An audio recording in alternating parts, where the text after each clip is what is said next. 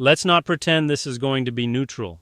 If you're looking for safe, you click the wrong channel. Full disclosure. Because before I say a word about politicians, celebrities, athletes, or whatever is trending this week, you should know exactly who's talking. I'm an educator, not the kind that lives in theory, the kind that spent years in real classrooms, dealing with real students, real problems, and real consequences. No filters, no edits, no second takes. Before that, I wore the uniform. And here's something the military teaches you that doesn't translate well into modern culture.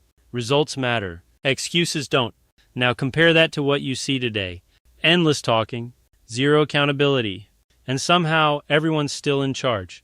That's where this gets interesting. Because I'm also a registered independent voter, which means I don't belong to your team. And that bothers people more than anything else.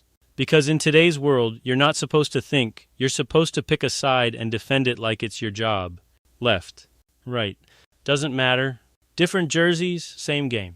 And I've watched long enough to realize something most people don't want to admit. The system doesn't break when people lie. It breaks when people stop remembering. That's the part nobody talks about. We don't have a shortage of information. We have a shortage of attention. Politicians say something today, contradict it tomorrow, and by next week it's like it never happened. Celebrities lecture millions of people about how to live, while living in a completely different reality. Athletes build brands before they build discipline, and then we act surprised when the foundation cracks. And through all of it, the expectation is the same. Don't question it. Don't remember it. Just keep moving. No, that's not how this works. Not here, because this is the weekly reality check, and here's what that actually means. Every week, we're going to slow this down.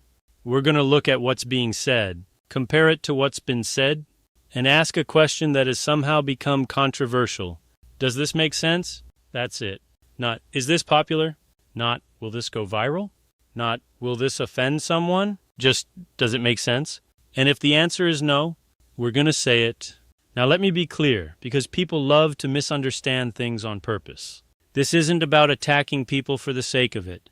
It's about calling out patterns of empty promises, patterns of selective outrage, patterns of people in power assuming you're too distracted to notice.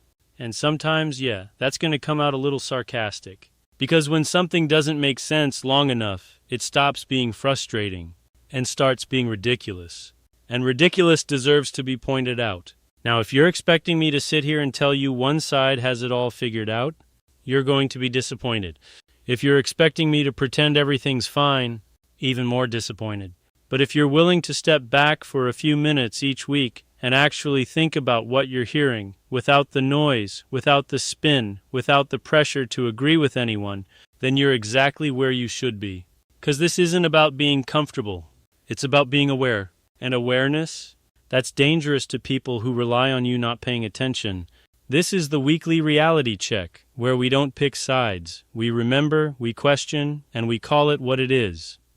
I will see you next time when we are going to take a closer look at the war in Iran. Like, subscribe, and share so you don't miss an episode. Cheers for now.